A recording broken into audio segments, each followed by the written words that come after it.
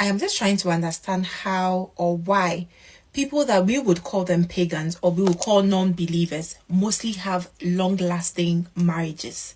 And I begin to wonder how and why it's always like that. It's not just Christians that marries, is it? No.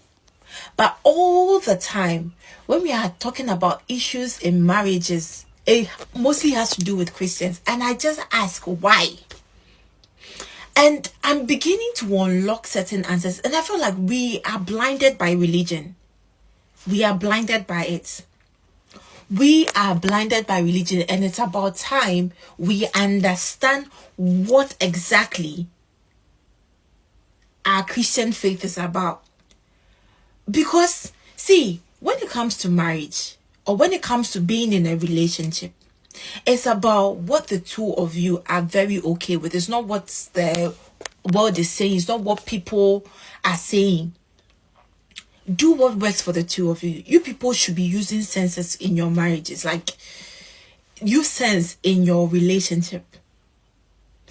Why am I saying this? I listened to Gloria Ilundu. She's a Nigerian sister that mostly relates the Bible to our daily life. And she made so much sense with that. And she said there are two things that can help with marriages. And this has nothing to do with religion. And it has to do with empathy and, what did she say? Common sense. And if you listen in depthly, all that she said made a whole lot of sense. All that she said. Because there are pagans that are married and they have long-lasting marriages. There are some Christians that also have long-lasting marriages. Why? Because they are doing things that makes the marriage work. They are using their common senses. But some of you are just blinded by the religion. The basic things that you can do to make your wife happy, you say you will not do it. Why? Because this is your wife, for crying out loud. You cannot go down on your wife. You cannot kiss your wife. You cannot suck your wife's nipple. You cannot do this because you feel like, oh, my religion is not right because... See, we need reorientation. That is all I have. We need reorientation. You guys need to read books, read the Bible in depthly to understand. If you read Songs of Solomon, yeah, you people, why don't you read this? See, Songs of Solomon shows how a man adores and honors the body of his wife.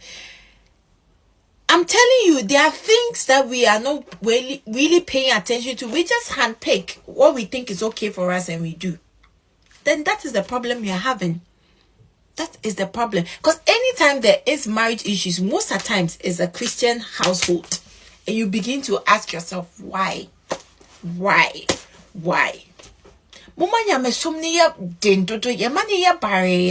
we make it so hard for ourselves. We make it so hard for ourselves. Well, it is what it is. I just came to rant and I don't know.